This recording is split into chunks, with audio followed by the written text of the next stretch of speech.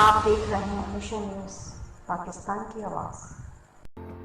हमारे चैनल को सब्सक्राइब करें और बेल आइकन दबाएं।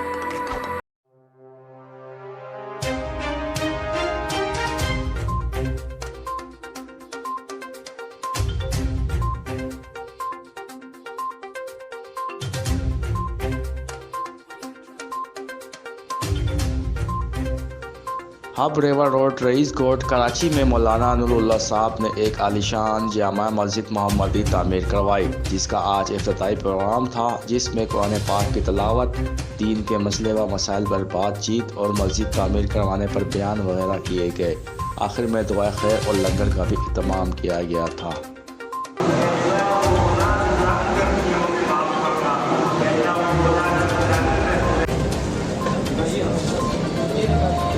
को अपने मस्जिदों को आबाद करना है।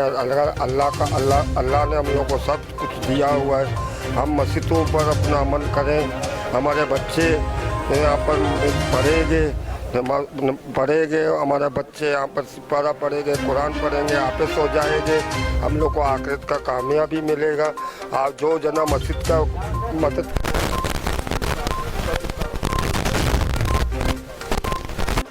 सबको कहना चाहता हूँ कि नूरा भाई ने कुर्बानी दी है, इस तरह आप लोग भी आगे आएँ ताकि मसाजिद का काम चले जी।